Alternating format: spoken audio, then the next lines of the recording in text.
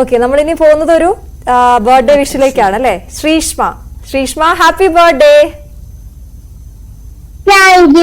അയ്യോ, ഓക്കെ. അപ്പൊ ദേ കാർഡ് വരുന്നുണ്ട്. ശ്രീഷ്മയുടെ പേരെഴുതിയ കാർഡ് ദേ ഇപ്പൊ കാണിച്ചു. നമ്മൾ ഒന്നുകൂടി കാണിക്കാം. ശ്രീഷ്മയ്ക്ക് ഹാപ്പി ബർത്ത്ഡേ ടു യു കേട്ടോ.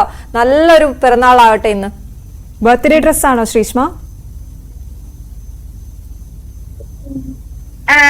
കൊള്ളാലോ. ശ്രീഷ്മ നമ്മുടെ തന്നെ ഞങ്ങളുടെ സഹപ്രവർത്തകനായ വിഷ്ണു, പട്ടാമ്പിയിലെ വിഷ്ണുവിന്റെ മോളാണ്. അപ്പൊ അങ്ങനെ ഞങ്ങളുടെ കുട്ടിയും കൂടിയാണ്. അതുകൊണ്ട് വലിയ സന്തോഷം. നല്ല സുന്ദരി മോളായിട്ടുണ്ട്. ഇന്ന് എപ്പോഴാ സ്കൂളിൽ പോന്നേ?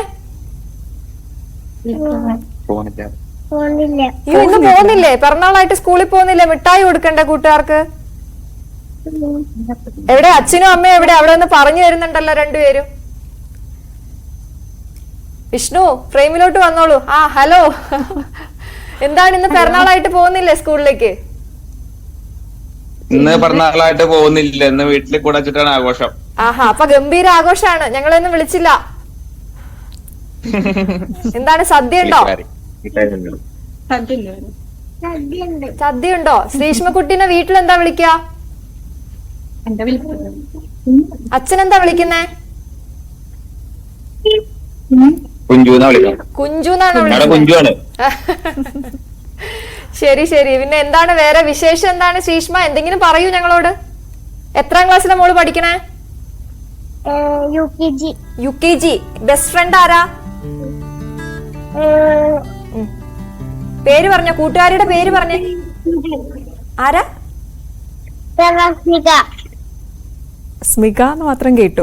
ഒന്നുകൂടെ പറയാവോ? തമാത്മിക. നല്ല ഗംഭീര പേരാണല്ലോ, തമാത്മിക. അത് ശ്രീഷ്മ ഇങ്ങനെ പറയുന്നുള്ളതാണ്.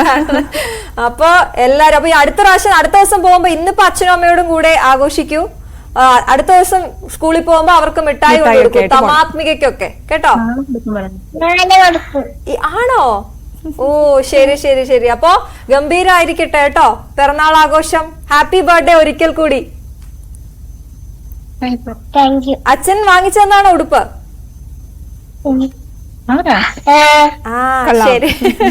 ശരി ശരി. അപ്പോ ശ്രീഷ്മയുടെ ബർത്ത്ഡേ ആണ്. ശ്രീഷ്മയ്ക്ക് കുഞ്ചു എന്നാണ് വിളിക്കുന്നത്. അപ്പൊ കുഞ്ചുവിന് എല്ലാ ആശംസകളും. നല്ല ബർത്ത്ഡേ ആയിരിക്കട്ടെ. ഒരുപാട് നല്ല ബർത്ത്ഡേകൾ വരട്ടെ ഇനിയും.